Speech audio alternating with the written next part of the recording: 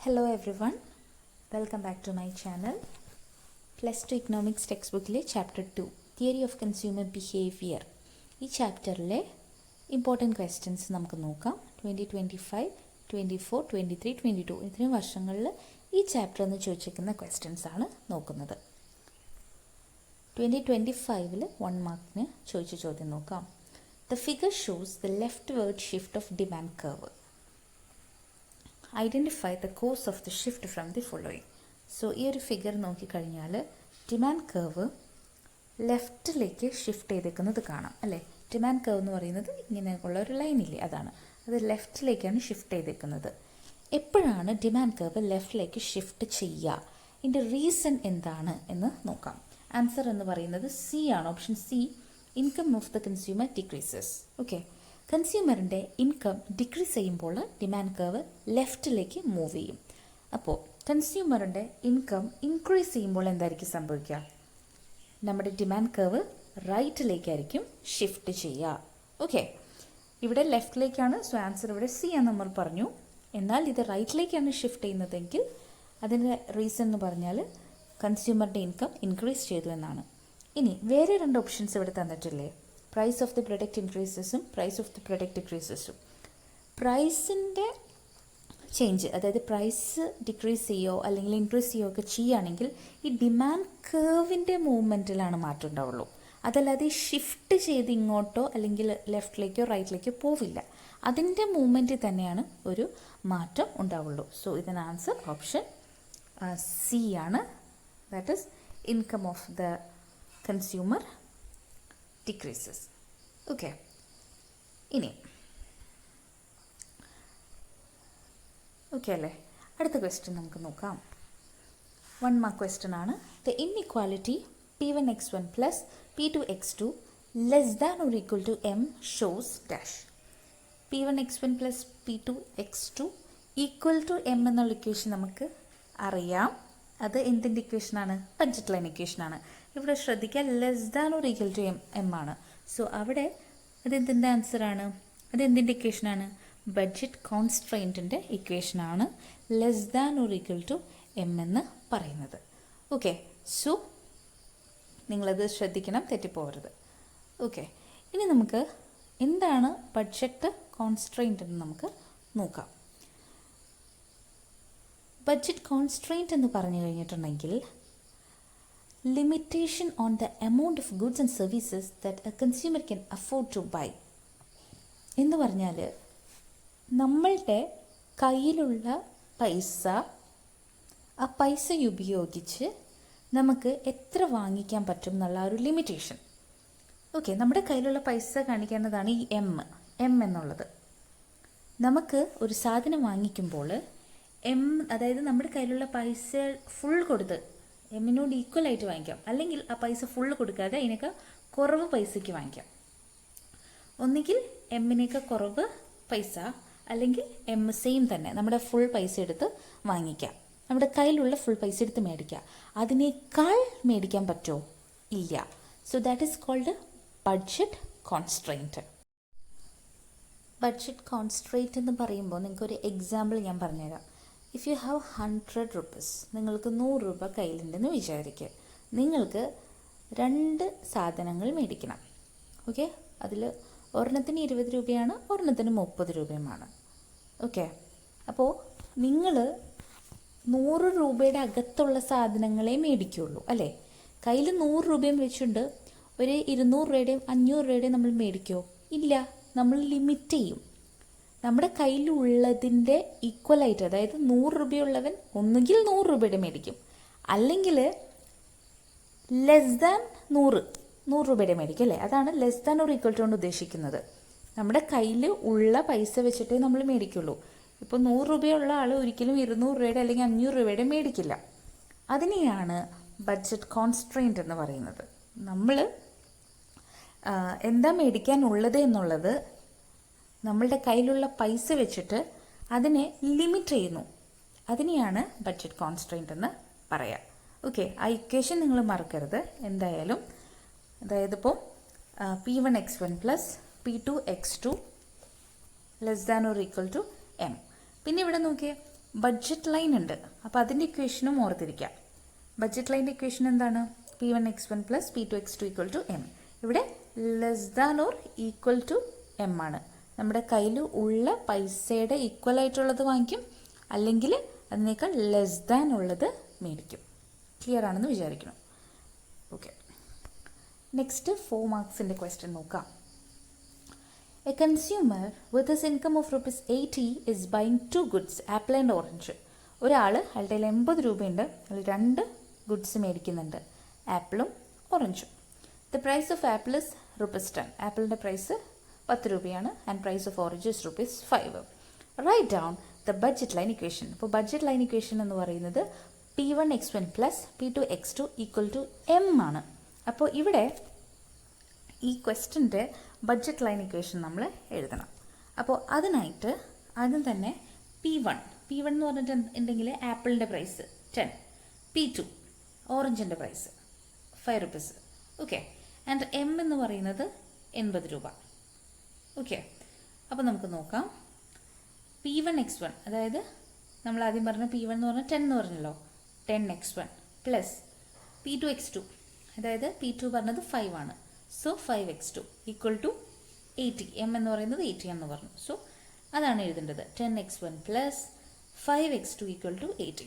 അതാണ് budget line equation. അതത്രയേ ഉള്ളൂ. ഇനി നമ്മളോട് ഇവിടെ find horizontal and vertical intercept. രണ്ടാമത്തെ ചോദ്യം അതാണ്. ഹൊറിസോണ്ടൽ ഇൻ്റർസെപ്റ്റും വെർട്ടിക്കൽ ഇൻ്റർസെപ്റ്റും കാണണം. എന്നിട്ട് നമുക്ക് എന്താണ് ഡ്രോ ദി ബഡ്ജറ്റ് ലൈൻ. നമ്മൾ അതിന് ശേഷം ബഡ്ജറ്റ് ലൈന് വരയ്ക്കണം, ഗ്രാഫും വരയ്ക്കണം.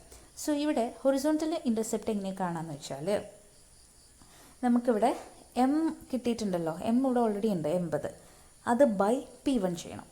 സിമ്പിളാണ്. M by P1 equal to ഇവിടെ 8 ആണ്. 80/10 8 എന്ന് കിട്ടി. സോ ദാറ്റ് ഈസ് ഹൊറിസോണ്ടൽ ഇൻ്റർസെപ്റ്റിൻ്റെ ആൻസർ.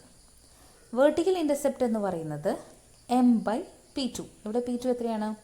5 ആണ് അല്ലേ. സോ 80/5 ഈക്വൽ ടു എത്രയാണ് കിട്ടുക? 16 കിട്ടും. ഇത്രയേ ഉള്ളൂ. അപ്പോൾ ഹൊറിസോണ്ടൽ ഇൻ്റർസെപ്റ്റ് എന്ന് പറയുമ്പോൾ 8,0, വെർട്ടിക്കൽ ഇൻ്റർസെപ്റ്റ് എന്ന് പറയുമ്പോൾ 0,16. ഓക്കെ, ഇനി ഇതിൻ്റെ എങ്ങനെയാണിത് വരുന്നതെന്ന് വെച്ചാൽ ഇത്രയേ ഉള്ളൂ. എങ്ങനെയാണ് 0 എന്നൊക്കെ പറഞ്ഞതെന്നുള്ളത് ഇപ്പോൾ പറഞ്ഞുതരാം. ഓക്കെ, ഒരു മിനിറ്റ്, ഞാനിവിടെ ഗ്രാഫ് നിങ്ങൾക്ക് കാണിച്ചു തരാം. ഓക്കെ, ഇതാ ഈ ഒരു ഗ്രാഫ് നിങ്ങൾ കണ്ടോ? ഇതിൽ ഞാൻ ഒരു ഗ്രാഫ് എന്ന് പറഞ്ഞാൽ ഹൊറിസോണ്ടലും ഉണ്ടാവും, വെർട്ടിക്കലും ഉണ്ടാവും അല്ലേ. യെസ്, ഹൊറിസോണ്ടൽ എന്ന് പറഞ്ഞു കഴിഞ്ഞാൽ ഇത്, വെർട്ടിക്കൽ എന്ന് പറഞ്ഞാൽ ഇത്.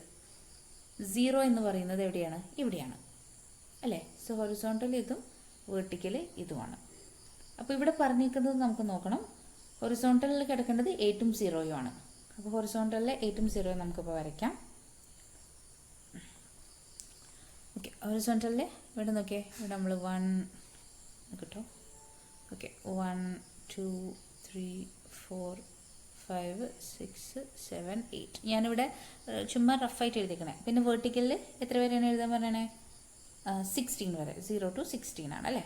ഓക്കെ, അപ്പോൾ നമുക്കവിടെ 16 വരെ എഴുതാം. നമ്മളിത് 2 4 എന്നിട്ടിട്ട് എഴുതാം കേട്ടോ, കാരണം നമുക്ക് സ്പേസ് ഇല്ലാത്തത് കൊണ്ടും. 8 10 12 14 16. അപ്പോൾ നമ്മളിത് 16 ആണിത്. നിങ്ങൾക്കത് മനസ്സിലാവുമെന്ന് വിചാരിക്കണം. സോ അപ്പോൾ നമ്മളിവിടെ ചെയ്യേണ്ട കാര്യം 0ഉം 8ഉം അല്ലേ. 0 8, ഈ 0ഉം ഈ 8ഉം, പിന്നെ അവിടെ 0ഉം വെർട്ടിക്കലിൽ 0ഉം 16ഉം. അപ്പോൾ ഇങ്ങനെ ഇത് രണ്ടുമാണ് കണക്ട് ചെയ്യേണ്ടത്. കണ്ടോ, ഇവിടെ അങ്ങനെയാണ് ചെയ്തേക്കണത്. Okay, so this is the answer. ഇങ്ങനെ നമ്മൾ ചെയ്യണം. ഓക്കെ, ഈ ഗ്രാഫിൽ ഈ 2 ഇൻ്റർസെപ്റ്റും നമ്മൾ വരച്ചു. ക്ലിയർ അല്ലേ? ഇത്രയേ ഉള്ളൂ. ഇനി 2024 ചോദിച്ച ഒരു ചോദ്യം നോക്കാം. The demand curve of normal goods shifts rightward when, അതായത് നോർമൽ ഗുഡ്സിൻ്റെ ഡിമാൻഡ് കർവ് റൈറ്റിലേക്ക് മൂവ് ചെയ്യുന്നത് എപ്പോഴാണ്? ഇതിൻ്റെ ആൻസർ എന്ന് പറയുന്നത് ഓൾ ഓഫ് ദി എബവ് ആണ്. Okay, all of the above answer ആവാനുള്ള റീസൺ, അതായത് ആദ്യം തന്നെ നോർമൽ ഗുഡ്സ് എന്ന് പറഞ്ഞു കഴിഞ്ഞിട്ടുണ്ടെങ്കിൽ എന്താണെന്ന് പറഞ്ഞുതരാം. നമ്മൾ നമ്മുടെ ഇൻകം ഇൻക്രീസ് ചെയ്യുമ്പോൾ മേടിക്കുന്ന ഗുഡ്സ്, ആ ഗുഡ്സിന് ഡിമാൻഡ് കൂടും. ഇപ്പം നമുക്ക് നല്ല പൈസ ഉണ്ടെന്ന് വിചാരിക്കുക, നല്ല കാശ് കിട്ടിക്കഴിയുമ്പോൾ നമ്മൾ അതിനനുസരിച്ച് നല്ല കാർ മേടിക്കും. അതാണ് എന്ത് നോർമൽ ഗുഡ്സ് എന്ന് പറയുന്നത്. ഒരാളുടെ വരുമാനം കൂടുമ്പോൾ ചില പ്രൊഡക്ട്സിന് ഡിമാൻഡ് കൂടും. സോ അങ്ങനത്തെ പ്രൊഡക്ട്സാണ് നോർമൽ ഗുഡ്സ്. ഇവിടെ നോർമൽ ഗുഡ്സിൻ്റെ ഡിമാൻഡ് കർവ് റൈറ്റിലേക്ക് ആവാനായിട്ടുള്ള റീസൺസ് ഈ മൂന്നും അതിൽ വരും. അതായത് ഒരാളുടെ ഇൻകം കൂടുമ്പോൾ, ഇൻകം ഇൻക്രീസ് ചെയ്യുമ്പോൾ നമ്മൾ എന്ത് നോർമൽ ഗുഡ്സ് മേടിക്കില്ലേ കൂടുതൽ. നോർമൽ ഗുഡ്സിൻ്റെ ഡിമാൻഡ് കൂടുമ്പോഴാട്ടോ ആ ഡിമാൻഡ് കർവ് റൈറ്റിലേക്ക് ഷിഫ്റ്റ് ചെയ്യുന്നത്. സോ നമ്മളിവിടെ നമ്മുടെ ഇൻകം ഇൻക്രീസ് ചെയ്യുമ്പോൾ, ഒരാളുടെ വരുമാനം കൂടുമ്പോൾ അയാൾ ഒബ്വിയസ്ലി നല്ല നോർമൽ ഗുഡ്സ് പർച്ചേസ് ചെയ്യും. സോ അതിൻ്റെ കൂടും ഡിമാൻഡ്. പിന്നെ നോക്കാം, പോപ്പുലേഷൻ ഇൻക്രീസസ്. നമ്മളിപ്പോൾ ഒരു പ്രൊഡക്റ്റ് എടുക്കുമ്പോൾ ഒരു പോപ്പുലേഷൻ കൂടുമ്പോൾ ആ ഒരു പെർട്ടിക്കുലർ പ്രൊഡക്റ്റ് അല്ലെങ്കിൽ ഒരു നമ്മുടെ നോർമൽ ഗുഡ്സിൻ്റെ ഡിമാൻഡ് പോപ്പുലേഷൻ കൂടുന്നതിനനുസരിച്ച് ഡിമാൻഡും കൂടും. ഓക്കെ, അതായത് ആളുകൾക്ക് എല്ലാവർക്കും ആ ഒരു പ്രൊഡക്റ്റിനോട് ഇൻട്രസ്റ്റ് വരുന്നു. കുറേ ആളുകൾക്ക് സെയിം പ്രൊഡക്റ്റിനോട് താല്പര്യം വരുന്നു. പോപ്പുലേഷൻ കൂടുമ്പോൾ അങ്ങനെയും നോർമൽ ഗുഡ്സിൻ്റെ ഡിമാൻഡ് കൂടും. അതേപോലെ ടേസ്റ്റ് ആൻഡ് പ്രിഫറൻസ് ഇൻക്രീസസ്. അതായത് ഇപ്പോൾ ഒരു പ്രൊഡക്റ്റിനെ കുറിച്ച് ഒരുപാട് അഡ്വർടൈസ്മെൻറ്റ്സും ആളുകളുടെ റിവ്യൂവും ഒക്കെ കേട്ട് കഴിയുമ്പോൾ നമ്മുടെ ടേസ്റ്റും പ്രിഫറൻസും നേരെ അതിലേക്ക് തിരിയും. അങ്ങനെ വരുമ്പോഴും നോർമൽ ഗുഡ്സിൻ്റെ ഡിമാൻഡ് കൂടും. സോ ഈ കാരണങ്ങളൊക്കെ ആൻസറിൽ വരുന്നുണ്ട്. അതുകൊണ്ടാണ് demand curve of normal goods റൈറ്റിലേക്ക് ഷിഫ്റ്റ് ചെയ്യുന്നത്. So answer is all of the above, option D. Next one നോക്കിയേ, സ്ലോപ്പ് ഓഫ് ഇൻഡിഫറൻസ് കർവ് ഏതാണെന്ന്. ഇതിൻ്റെ ആൻസർ വരുന്നത് മാർജിനൽ റേറ്റ് ഓഫ് സബ്സ്റ്റിറ്റ്യൂഷൻ ആണ്. അപ്പോൾ ഇത് മനസ്സിലാവാനായിട്ട് നിങ്ങൾക്ക് എന്താണ് സ്ലോപ്പ് ഓഫ് ഇൻഡിഫറൻസ് കർവ് എന്ന് പറഞ്ഞുതരാം. അതിന് മുമ്പേ ആദ്യം ഇൻഡിഫറൻസ് കർവ് എന്താണെന്ന് പറഞ്ഞുതരാം. രണ്ട് ഗുഡ്സിൻ്റെ different combination. Okay, different combinations of two goods that give a consumer same level of satisfaction. കൺസ്യൂമറിന് സെയിം ലെവൽ സാറ്റിസ്ഫാക്ഷൻ കിട്ടുന്ന രണ്ട് ഗുഡ്സിൻ്റെ പല കോമ്പിനേഷൻസ്, ഇതിനെയാണ് ഇൻഡിഫറൻസ് കർവ് എന്ന് പറയാം. ഓക്കെ, ഇനി സ്ലോപ്പ് ഓഫ് ഇൻഡിഫറൻസ് കർവ് എന്ന് പറഞ്ഞു കഴിഞ്ഞാൽ അതിൽ കാണിക്കുന്നത് ഒരു കസ്റ്റമർ അല്ലെങ്കിൽ കൺസ്യൂമർ എന്നെടുക്കട്ടെ, ഒരു കൺസ്യൂമർ എന്തോരം ഒരു ഗുഡ് വേറൊരു ഗുഡ് കിട്ടാൻ വേണ്ടി ഒരു ഗുഡിൻ്റെ എന്തോരം ഗിവപ്പ് ചെയ്യുന്നുണ്ടെന്ന്. അതായത് ഒരു പ്രൊഡക്റ്റ് കിട്ടാൻ വേണ്ടി മറ്റൊരു പ്രൊഡക്റ്റ് എത്രമാത്രം ഗിവപ്പ് ചെയ്യുന്നു. So that is slope of indifference curve. നമുക്കിവിടെ വേണ്ടത് മാർജിനൽ റേറ്റ് ഓഫ് സബ്സ്റ്റിറ്റ്യൂഷനെ കുറിച്ചാണ് വേണ്ടത്. അതായത് rate at which a consumer is willing to trade one good for another എന്ന് പറഞ്ഞു കഴിഞ്ഞാൽ ഇത്രയേ ഉള്ളൂ. നിങ്ങൾ ഒരു ബനാന കിട്ടാൻ വേണ്ടിയിട്ട് 2 ആപ്പിൾസ് ഗിവപ്പ് ചെയ്യാനായിട്ട് റെഡി ആവുന്നുണ്ടോ? അങ്ങനെയാണെങ്കിൽ ആ ഒരു ഇതിൻ്റെ, അതായത് ഞാൻ പറഞ്ഞു, ഞാനിവിടെ ഇത് കാണിച്ചു തരാം, എന്നാലേ നിങ്ങൾക്കത് ക്ലിയർ ആവുള്ളൂ. അതായത് ഇപ്പോൾ നിങ്ങൾ 2 ആപ്പിൾസ്, ഓക്കെ, 2 ആപ്പിൾസ് നിങ്ങൾ ഗിവ് അപ്പ് ചെയ്യാണ്. എന്തിനു വേണ്ടിയിട്ട്? ഒരു ബനാന കിട്ടാനായിട്ട്. അങ്ങനെ വരികയാണെങ്കിൽ മാർജിനൽ റേറ്റ് ഓഫ് സബ്സ്റ്റിറ്റ്യൂഷൻ എന്ന് പറയുന്നത് 2:1 ആണ്. ഇത്രയേ ഉള്ളൂ. 1 ആണ് ഇത്. ഓക്കെ, അതായത് 2 ആപ്പിൾസ് നമ്മൾ ഗിവ് അപ്പ് ചെയ്യാണ്. എന്തിനു വേണ്ടിയിട്ടാണ്? ഒരു ബനാന കിട്ടാൻ വേണ്ടിയിട്ട്. Okay, so this is called marginal rate of substitution. നിങ്ങൾ വേറെ ഒരെണ്ണം കിട്ടുന്നതിന് വേണ്ടിയിട്ട് വേറൊരു ഗുഡ്, അതായത് ഒരു ഗുഡ് കിട്ടാൻ വേണ്ടിയിട്ട് വേറെ ഒരു ഗുഡിൻ്റെ എത്രമാത്രം നിങ്ങൾ ഗിവപ്പ് ചെയ്യുന്നുണ്ട്, that is called marginal rate of substitution. Okay, yes. So ഇതിന് ആൻസർ മനസ്സിലായെന്ന് വിചാരിക്കുന്നു. Next one. Okay, yes, next one നോക്കാം. 4 മാർക്സിൻ്റെ ക്വസ്റ്റ്യൻ ആണ് കേട്ടോ. A consumer bought 5 kilo of onion at a price of 30 per kilo. Okay, but when price increase to 40 he bought only 2 kilo. ഒരു consumer 5 kilo onion 30 രൂപ per കിലോന് മേടിച്ചു. പക്ഷേ price കൂടിയപ്പോൾ, അതായത് പ്രൈസ് 40 രൂപയായിട്ട് കൂടിയപ്പോൾ ഇദ്ദേഹം ജസ്റ്റ് 2 കിലോ മാത്രമേ മേടിച്ചുള്ളൂ. ചോദ്യം എന്താണ്? Calculate the price elasticity of demand. So ഇത്രയുള്ള ഇക്വേഷൻ ഉണ്ട്, അത് ചെയ്യാം. Price elasticity of demand equal to delta Q by delta P into P by Q. Okay, ഈ ക്വസ്റ്റൻ അപ്ലൈ ചെയ്യുന്നു, വേറെ വലിയ സംഭവമൊന്നുമല്ല. ഓക്കെ, നമുക്ക് നോക്കാം. അപ്പോൾ ആദ്യം തന്നെ ഡെൽറ്റ ക്യൂ എന്താണെന്ന് നോക്കാം. ഡെൽറ്റ ക്യൂ എന്ന് പറയുന്നത് change in quantity demanded. Okay, അതായത് അത് കിട്ടാനായിട്ട് Q2 മൈനസ് Q1 ആണ് ചെയ്യേണ്ടത്. ഓക്കെ, അത് നമുക്ക് പറയാം. ഇതിന് മുമ്പ് നോക്കാം. ഡെൽറ്റ പി എന്ന് പറയുന്നത് P2 മൈനസ് P1 ചെയ്താൽ കിട്ടാം. ഓക്കെ, ഡെൽറ്റ എന്നുള്ളത് കാണുമ്പോൾ നിങ്ങൾ ടെൻഷൻ ആവണ്ട. So delta Q change in quantity demand, delta P change in price. So P എന്ന് പറഞ്ഞു കഴിഞ്ഞാൽ ആദ്യം പറഞ്ഞ പ്രൈസ്, ക്യൂ എന്ന് പറയുന്നത് ആദ്യം പറയുന്ന ക്വാണ്ടിറ്റി. ഇവിടെ എത്രയാണ് പറഞ്ഞത്? Q1. ഇവിടെ ആദ്യം ക്വാണ്ടിറ്റി പറഞ്ഞത് എന്തോരമാണ്? 5 കിലോ ആണ് അല്ലേ? അപ്പോൾ എത്രയാണ്? Q1 എന്ന് പറഞ്ഞു കഴിഞ്ഞിട്ടുണ്ടെങ്കിൽ 5. പിന്നെ അത് കഴിഞ്ഞിട്ട് എത്ര കിലോ എന്ന് പറയണത്? Q2, അത് 2 കിലോ. ഓക്കെ, അതേപോലെ P1 ആദ്യത്തെ പ്രൈസ് എത്ര പറഞ്ഞത്? 30 കിലോ. P2 രണ്ടാമത്തെ പ്രൈസ് എത്രയാ? 30 പെർ കിലോ. രണ്ടാമത്തെ പ്രൈസ് എത്രയാ? 40 per kilo. So Q1 equal to 5 kilo, P1 equal to 30 per kilo, Q2 equal to 2 kilo, P2 equal to 40 per kilo. ആദ്യത്തെ price പറയുന്നത് P1, രണ്ടാമത്തെ പ്രൈസ് P2. ആദ്യത്തെ quantity Q1, രണ്ടാമത്തെ price quantity Q2. ഇനി നമുക്ക് delta ക്യൂവും delta പിയും. Delta Q കാണാനായിട്ട് Q2 minus Q1, delta P കാണാനായിട്ട് P2 മൈനസ് P1, അത്രേ ഉള്ളൂ. അപ്പോൾ നോക്കിയേ, ഡെൽറ്റ ക്യൂ കാണാനായിട്ട് 2 ആണ് എന്ത്? Q2. സോ 2 മൈനസ് Q1 ആയിട്ടുള്ള 5. അപ്പോൾ ആൻസറിൽ മൈനസ് വരും, അതായത് ഇവിടെ -3 എന്ന് കിട്ടി. ഇനി ഡെൽറ്റ പി കാണാനായിട്ട് P2 മൈനസ് P1. ഇവിടെ എത്രയാണ്? P2 40 minus P1 30 equal to 10 എന്ന് കിട്ടി.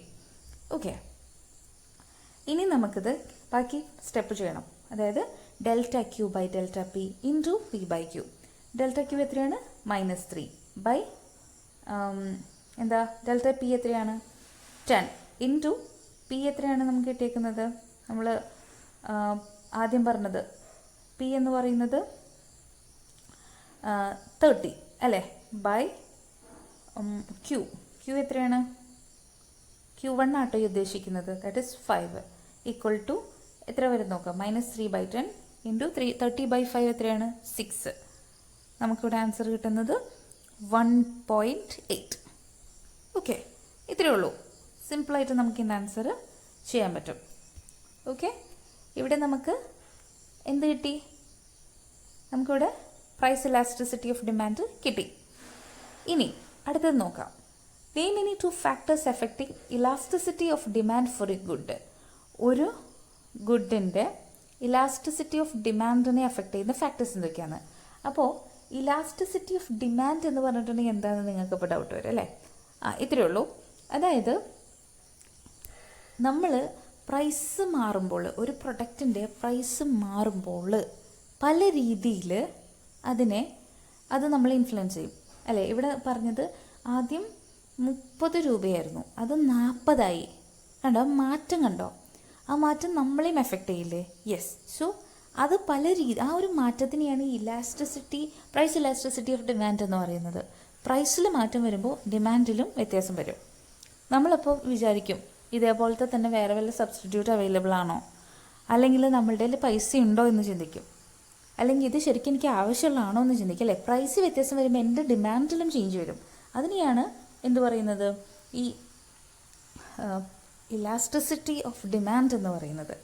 അപ്പോൾ ഈ നേരത്തെ പറഞ്ഞ പോയിന്റ്സ് തന്നെയാണ് ഇതിൻ്റെ answer. Availability of substitutes, income level, necessity versus luxury. ഇപ്പോൾ ഒരു സാധനം എനിക്ക് ആവശ്യമില്ല, ചുമ്മാ ഒരു ലക്ഷറി ആയിട്ട് ഞാൻ വെറുതെ മേടിക്കുന്നതാണോ, ആ പ്രൈസ് കുറഞ്ഞിട്ട് മേടിച്ച പോലെ എന്നൊക്കെ നമ്മൾ ചിന്തിക്കില്ലേ? സോ അതാണ്. പിന്നെ ടൈം പീരിയഡ്, കൺസ്യൂമർ പ്രിഫറൻസസ്, പലതും ഇതിൽ വരുന്നുണ്ട്. ഓക്കെ, നെക്സ്റ്റ് വൺ നോക്കാം. 21 ഈ സെയിം ക്വസ്റ്റ്യൻ തന്നെയാണ്. ക്വസ്റ്റ്യൻ റിപ്പീറ്റഡ് ആയിട്ട് ഞാൻ ടൈപ്പ് ചെയ്ത് പോയി, അത്രേ ഉള്ളൂ. അടുത്ത് നോക്കിയാൽ 28 ആയിട്ട് കിടക്കുന്ന ഒരു ക്വസ്റ്റ്യൻ, 5 മാർക്കിൻ്റെ നോക്കാം. What will happen to equilibrium price and output when demand increases? Okay, ഇവിടെ ഡിമാൻഡ് ഇൻക്രീസ് ചെയ്യുമ്പോൾ എന്ത് പറ്റും, സപ്ലൈ ഡിക്രീസ് ചെയ്യുമ്പോൾ എന്ത് പറ്റും എന്നുള്ളത് ഡയഗ്രാം കൂടി വരച്ചിട്ട് വേണം നമുക്ക് എക്സ്പ്ലെയിൻ ചെയ്യാനായിട്ട്. ഇവിടെ നമുക്ക് നോക്കാം. ഇതാണ് നമ്മളുടെ ഡയഗ്രാം. സോ ഫസ്റ്റ് വൺ നോക്കിയേ, ഡിമാൻഡ് ഇൻക്രീസ് ചെയ്യുമ്പോൾ എന്ത് സംഭവിക്കുന്നു. ഓക്കെ, ഇത് ഞാൻ നിങ്ങൾക്ക് എക്സ്പ്ലെയിൻ ചെയ്ത് തരാം. ഓക്കെ, ഇവിടെ നമ്മുടെ ഗ്രാഫ് എടുത്തു കഴിഞ്ഞാൽ ആദ്യത്തെ ഇക്വിലിബ്രിയം ഓക്കെ, ആദ്യത്തെ ഇക്വിലിബ്രിയം പോയിൻ്റ് ഇയിലുള്ളത്, അതായത് ഡിമാൻഡ് കർവ് ഡിയും അതേപോലെ സപ്ലൈ കർവ് എസ്സും ഇൻ്റർസെക്റ്റ് ചെയ്തേക്കുന്ന ആ ഇയുടെ ആ ഒരു പോയിൻ്റ് ഉണ്ടല്ലോ ഹിയർ കേട്ടോ, അതൊന്ന് മാർക്ക് ചെയ്യട്ടെ. ഇതാ ഈ ഒരു പോയിൻ്റ് ഇ. ഓക്കെ, ഇവിടെ equilibrium prices P and equilibrium quantities Q. ഇവിടെ എന്താ സംഭവിച്ചത്, ഈ ഡിയിൽ നിന്ന് ഇത് റൈറ്റിലേക്ക് ഷിഫ്റ്റ് ചെയ്ത് D1 അല്ലേ, റൈറ്റിലേക്ക് ഷിഫ്റ്റ് ചെയ്തിട്ടാണ് ഈ D1 എത്തിയേക്കുന്നത് അല്ലേ. അതെന്ന് പറഞ്ഞാൽ കൺസ്യൂമറിൻ്റെ ഇൻകം കൂടിയത് കൊണ്ട് ആണ് ഡിമാൻഡ് കർവ് ഡിയിൽ നിന്ന് റൈറ്റിലേക്ക് ഷിഫ്റ്റ് ചെയ്തിട്ട് D1 എത്തിയേക്കുന്നത്. ഓക്കെ, അപ്പോൾ ഈ ഷിഫ്റ്റിന് ശേഷം പുതിയ ഇക്വിലിബ്രിയം, അതായത് E1 എന്നുള്ള ഈ ഒരു ഇക്വിലിബ്രിയം വന്നു. അവിടെ എന്താണ്, demand curve D1 supply curve എസ്സിനെ ഇൻ്റർസെക്റ്റ് ചെയ്തിട്ടുണ്ട്. Okay, demand curve D1 supply curve എസ്സിനെ ഇൻ്റർസെക്റ്റ് ചെയ്തിട്ടുണ്ട്. ഓക്കെ, സോ ഇവിടെ എന്താ സംഭവിക്കുന്നത്, ഇക്വിലിബ്രിയം പ്രൈസ് പിയിൽ നിന്ന് P1 ഇൻക്രീസ് ചെയ്തു. അതേപോലെ തന്നെ ഇക്വിലിബ്രിയം ക്വാണ്ടിറ്റി ക്യൂയിൽ നിന്ന് Q1 ഇൻക്രീസ് ചെയ്തു. ഓക്കെ, പിയിൽ നിന്ന് P1 പ്രൈസ് ഇൻക്രീസ് ചെയ്ത പോലെ ക്യൂയിൽ നിന്ന് Q1 ക്വാണ്ടിറ്റിയും ഇൻക്രീസ് ചെയ്തു. ഓക്കെ, അപ്പോൾ ഇവിടെ ഇക്വിലിബ്രിയം പ്രൈസും ഇൻക്രീസ് ചെയ്തേക്കാണ്, ഇക്വിലിബ്രിയം ക്വാണ്ടിറ്റിയും ഇൻക്രീസ് ചെയ്തേക്കാണ്. ഇനി രണ്ടാമത്തെ ചോദ്യം, supply decreases. Okay, supply decrease ചെയ്ത് കഴിഞ്ഞിട്ടുണ്ടെങ്കിൽ അത് നമുക്ക് നോക്കാം. എന്ത് സംഭവിക്കും, ഇക്വിലിബ്രിയം പ്രൈസിനും ഔട്ട്പുട്ടിനും എന്ത് സംഭവിക്കും നോക്കാം, അതായത് ക്വാണ്ടിറ്റിക്ക് എന്ത് സംഭവിക്കും എന്ന് നമുക്ക് നോക്കാം. അതായത് ഇവിടെ എന്താണ്, ലെഫ്റ്റ് വേർഡ് ഷിഫ്റ്റാണ്, നിങ്ങൾക്കത് മനസ്സിലാവുണ്ടല്ലോ, ലെഫ്റ്റിലേക്കാണ് ഷിഫ്റ്റ്. അതായത് ഇനീഷ്യൽ ഇക്വിലിബ്രിയം എന്ന് പറയുന്നത് point E, this point. Okay, ഇവിടെ ഡിമാൻഡ് കർവും സപ്ലൈ കർവും ഇൻ്റർസെക്റ്റ് ചെയ്തിട്ടുണ്ട്. ഇവിടെ equilibrium prices P, equilibrium quantities Q, അത് ഓക്കെ. ഇനി സപ്ലൈ കർവ് ഇവിടെ ലെഫ്റ്റിലേക്കാണ് ഷിഫ്റ്റ്, ഇങ്ങോട്ട് ആണല്ലോ. ഓക്കെ, അതായത് എസ് കിടന്നതിന്ന് എന്തിലേക്കാണ്, S1 ഷിഫ്റ്റ് ചെയ്തേക്കുന്നത്. കാരണം എന്താവാം, ഇൻക്രീസ് ഇൻ പ്രൊഡക്ഷൻ കോസ്റ്റ്, അല്ലെങ്കിൽ ഡിക്രീസ് ഇൻ ടെക്നോളജി, അല്ലെങ്കിൽ increase in price of inputs, എന്ത് വേണമെങ്കിലും ആവാം. ഈ ഷിഫ്റ്റിന് ശേഷം E1 എന്നുള്ള പുതിയ ഇക്വിലിബ്രിയം നമുക്കിവിടെ വന്നു. E1 this one. ഓക്കെ, കാണാൻ പറ്റുന്നുണ്ടോ, ഇത് മാർക്ക് ചെയ്യുമ്പോൾ E1 എന്നുള്ളതിലേക്കാണ് പുതിയ ഇക്വിലിബ്രിയം, അതാണ് വന്നേക്കുന്നത്. ഓക്കെ, അവിടെ demand curve T, supply curve S1 intersect ചെയ്യും. ഓക്കെ, ഡിമാൻഡ് കർവ് ഇതും പുതിയ S1 എന്നുള്ള ഇതിനെ എന്ത് ചെയ്യും, സപ്ലൈ കർവിനെ ഇൻ്റർസെക്റ്റ് ചെയ്യും. ഇവിടെ എന്താ സംഭവിക്കുക, ഇതെല്ലാം ഒന്ന് മായ്ച്ചോളട്ടെ. ഇവിടെ എന്താ സംഭവിക്കുക എന്ന് പറഞ്ഞു കഴിഞ്ഞാൽ, നമ്മുടെ ഇക്വിലിബ്രിയം പ്രൈസ് ഇൻക്രീസ് ചെയ്യുകയാണ്. അതായത് പ്രൈസ് ഇങ്ങനെ നിന്ന് പ്രൈസ് കൂടി അല്ലേ, ഇവിടെ എത്തി, ക്വാണ്ടിറ്റി കുറഞ്ഞു. ക്യൂ ഇത്ര ഉണ്ടായിരുന്നു, ഇത്രയും Q1 എന്ന് പറയുമ്പോൾ ഇതാ ഇവിടെ ഉള്ളൂ, ഇത്രേ ഉള്ളൂ. അപ്പോൾ ക്യൂവിൽ നിന്ന് ഇത്ര ഉണ്ടായിരുന്നു, ഇത് ക്യൂവ്, ഇത് Q1. സോ ഇവിടെ കണ്ടോ, ക്യൂവിൽ നിന്ന് Q1 കുറയാണ്. ഓക്കെ, ഒന്നുകൂടെ കാണിച്ചു തരാം. ഞാൻ പറഞ്ഞ ചെറിയൊരു വ്യത്യാസം വന്നോ എന്ന് എനിക്കൊരു ഡൗട്ട്, തെറ്റിപ്പോയോ എന്നൊരു ഡൗട്ട്, ക്യൂ പറഞ്ഞതും Q1 പറഞ്ഞതും. സോ ആദ്യം ക്യൂ എന്ന് പറയുന്നത് ഇവിടെയാണ് ക്യൂ. അതിൽ നിന്ന് ഇവിടേക്ക് വന്നു, Q1 ഡിക്രീസ് ചെയ്തു. കണ്ടോ, ഇത്ര ഉണ്ടായിരുന്നതാ, എത്രയായി ഡിക്രീസ് ചെയ്തു. ക്വാണ്ടിറ്റി എന്ത് ചെയ്തു, ഇവിടേക്കായി അല്ലേ, ഡിക്രീസ് ആണ് ചെയ്തേക്കണേ. Q1 എന്ന് പറഞ്ഞാൽ ഇവിടെയാണ് കിടക്കണേ. സോ അവിടെ എന്താ സംഭവിച്ചത്? പ്രൈസ് കൂടിയിട്ടുണ്ട്. ഇങ്ങനെ ഇടുന്നത് പ്രൈസ് ഇവിടെ എത്തി, പ്രൈസ് കൂടുതലാണ്, പ്രൈസ് കൂടി. പക്ഷേ ക്വാണ്ടിറ്റി ഇത്ര ഉണ്ടായിരുന്നത് ഇങ്ങോട്ടേക്ക് ഈ Q1ലേക്ക് എത്തി, ക്വാണ്ടിറ്റി കുറഞ്ഞു. സോ ഇതാണ് നമ്മുടെ എന്താ പറയുക, ഡിമാൻഡ് ഇൻക്രീസ് ചെയ്തപ്പോഴും സപ്ലൈ ഡിക്രീസ് ചെയ്തപ്പോഴും ഉണ്ടായ മാറ്റം. ഓക്കെ, ഇത് നിങ്ങൾ പഠിക്കണം. ഈ ഒരു പിക്ചർ, ഈ ഒരു ഫിഗർ, ഈ പറഞ്ഞ എക്സ്പ്ലനേഷനും പഠിക്കണം. നെക്സ്റ്റ് വൺ, 8 മാർക്സിൻ്റെ ഒരു ക്വസ്റ്റ്യൻ നോക്കാം. Write any 3 properties of indifference curves. Indifference കർവ്സിൻ്റെ 3 പ്രോപ്പർട്ടീസ് ഏതെങ്കിലും. Explain the optimal choice of consumer with the help of a diagram. ഈ ഒരു വാക്കും കൂടി നിങ്ങൾ ഓർത്ത് വയ്ക്കണം കേട്ടോ. Optimal choice of consumer with the help of a diagram, ഇത് നിങ്ങൾ ഓർത്ത് വയ്ക്കണം, നിങ്ങൾക്ക് ആവശ്യം വരും. Properties of indifference curve repeated ആയിട്ടും ചോദിച്ചിട്ടുണ്ട്, നമുക്ക് അത് നോക്കാം. Indifference curves always slope down from left to right.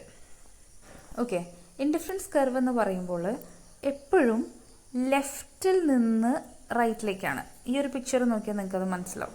അല്ലെങ്കിൽ ഞാൻ വേറെ പിക്ചർ വരച്ച് കാണിച്ചു തരാം. ഇൻഡിഫറൻസ് കർവ് എന്ന് പറയുന്നത് ലെഫ്റ്റിൽ നിന്ന് റൈറ്റിലേക്ക് ഇങ്ങനെയാണ്, ഇതല്ലേ ലെഫ്റ്റ്, ഇത് right. Okay, indifference curve always downward, താഴേക്ക് സ്ലോപ്പ് ചെയ്യാണ്, ഇങ്ങനെ ഡൗണിലേക്കാണ്. ഇവിടുന്ന് മുകളിലേക്കല്ല, മുകളിൽ നിന്ന് താഴേക്ക് ഇങ്ങോട്ടാണ്. ഓക്കെ, അപ്പോൾ ഡൗൺവേർഡ് സ്ലോപ്പാണ്, ലെഫ്റ്റിൽ നിന്ന് റൈറ്റിലേക്ക് ആണ് ഓൾവേസ്. ഓക്കെ, പിന്നെ higher indifference curves represent higher level of satisfaction. Okay, അതായത് ഇതാണ്, ഒരു മിനിറ്റ് കേട്ടോ. ഓക്കെ, ഇതാ 3 എണ്ണം നമ്മളിങ്ങനെ വരച്ചു എന്ന് വിചാരിക്കുക. ഇതാണ് ഹയർ, മൂന്നാമത്തെയാണ് ഇത് 1, ഇത് 2, ഇത് 3. ഈ മൂന്നാമത്തെയാണ് ഹൈ ലെവൽ ഓഫ് സാറ്റിസ്ഫാക്ഷൻ തന്നത് ഇത്. ഓക്കെ, വേറെ ഇപ്പുറത്ത് പടം കാണിച്ചു തരാം. ഇതിൽ IC3 എന്ന് പറഞ്ഞ് കിടക്കണുണ്ടോ, മൂന്നാമത്തെ, അതാണ് ഹയർ ലെവൽ ഓഫ് സാറ്റിസ്ഫാക്ഷൻ തരുന്നത്. അതായത് ഇത് IC3, ദിസ് വൺ, ഈ മൂന്നാമത് കിടക്കുന്നത് അതാണ്. ഇത് വരയ്ക്കാൻ പറ്റില്ല. Okay, higher level of satisfaction തന്നത്.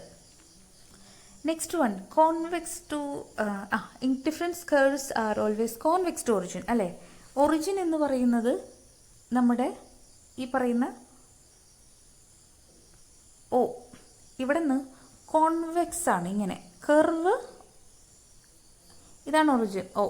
ഇവിടെ കർവ് ഇതിലേക്ക് നോക്കുമ്പോൾ എന്താണ്, ഒറിജിൻ്റെ അവിടെ നിന്ന് കേർവ്ഡ് ആയിട്ടിരിക്കുകയാണ്. ഈ ഒരു കോൺവെക്സ് ആയിട്ടാണ് ഒറിജിനിലേക്ക്, അല്ലേ, കർവ് ഇൻവേർഡ്, അങ്ങനെയാണ് ഇരിക്കുന്നത്. പിന്നത്തെ വേറൊരു പ്രത്യേകത എന്താണെന്ന് നോക്കാം. Indifference curves cannot intersect each other. അതുകൊണ്ടോ, ഇത് 3ഉം മറ്റേ അടുത്തതിനെ ഇൻ്റർസെക്റ്റ് ചെയ്യുന്നില്ല, ഒരുമിച്ച് കൂട്ടി ജോയിൻ ആവുന്നില്ല, അല്ലേ. 3ഉം 3 എണ്ണമായിട്ടാണ് വരച്ചത്, 3 ഡിഫറെൻ്റ് ആയിട്ട്. അതായത് ഇതൊരെണ്ണം, ഇതൊരെണ്ണം, ഇതൊരെണ്ണം, ഇത് ഒരുമിച്ച് ഇൻ്റർസെക്റ്റ് ചെയ്താണോ വരച്ചത്, ഇങ്ങനെ എങ്ങനെയാണോ? അല്ല, 3ഉം 3 എണ്ണമായിട്ടാണ് വരച്ചത്. ഇതൊരിക്കലും ഇൻ്റർസെക്റ്റ് ചെയ്യുന്നില്ല. ഇനി നെക്സ്റ്റ് നോക്കാം. Indifference curve touches neither X axis nor Y axis. ഇത് വരയ്ക്കുമ്പോൾ ഇങ്ങനെയാണ് വരാം. ഇത് എക്സ് ആക്സിസിലും ടച്ച് ചെയ്യില്ല, വൈ ആക്സിസിലും ടച്ച് ചെയ്യില്ല. സിമ്പിളാണ്, പ്രോപ്പർട്ടീസ് പഠിക്കണം, വെരി ഇമ്പോർട്ടൻറ്റ്. ഇനി അടുത്തത് നോക്കാം. അടുത്തൊരു ക്വസ്റ്റ്യൻ കൂടി ആ ഒരു 8 മാർക്സിൻ്റെ ഉണ്ട്, നമുക്ക് അതും കൂടി ഒന്ന് നോക്കാം. ഒപ്റ്റിമൽ, അതായത് explain the optimal choice of consumer with the help of a diagram. Okay, എന്താണ് ഈ optimal choice of consumer with the help of a diagram എന്ന് പറഞ്ഞാൽ നമുക്ക് നോക്കാം.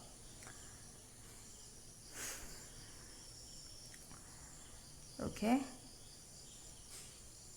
ഇവിടെ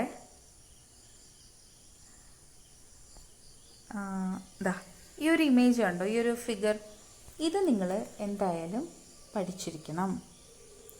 ഓക്കെ, ഈ ഒരു ഇമേജ് നിങ്ങൾ വരയ്ക്കാനായിട്ട് പഠിച്ചിരിക്കണം. നിങ്ങളുടെ ടെക്സ്റ്റിൽ ഒപ്റ്റിമൽ ചോയ്സ് ഓഫ് കൺസ്യൂമർ എന്ന് പറഞ്ഞിട്ട് ഈ പറയുന്ന ടെക്സ്റ്റിൽ നിങ്ങൾക്ക് കാണാൻ പറ്റും, പിക്ചർ, ഈ ഫിഗർ നിങ്ങൾക്ക് കാണാൻ പറ്റും. ഓക്കെ, അപ്പോൾ ഇതിനെ പറ്റി നമുക്ക് പറഞ്ഞുതരാം. ഓക്കെ, എന്താണ് ഒപ്റ്റിമൽ ചോയ്സ് ഓഫ് കൺസ്യൂമർ? അത് ഇത്രയേ ഉള്ളൂ. അതായത്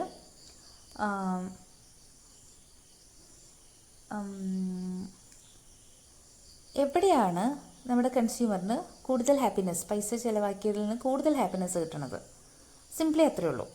ഓക്കെ, പൈസ ചിലവാക്കുമ്പോൾ കൂടുതൽ ലെവൽ ഓഫ് ഒരു ഹാപ്പിനെസ് കിട്ടുന്നത് എവിടെയാണ്? ആ പോയിന്റിനെയാണ് ഒപ്റ്റിമൽ ചോയ്സ് ഓഫ് കൺസ്യൂമർ എന്ന് പറയുന്നത്. ഓക്കെ, അല്ലെങ്കിൽ ഒരു യൂട്ടിലിറ്റി എന്നൊക്കെ പറയുന്നത് അതാണ്. മാക്സിമം ഹാപ്പിനെസ് കൺസ്യൂമറിന് അവിടെ കിട്ടണം. ഓക്കെ, അപ്പോൾ നോക്കിയേ, ഇവിടെ നമുക്ക് ഈ പിക്ചർ ഇനി എങ്ങനെ വരച്ചതെന്ന് നമുക്ക് നോക്കാം.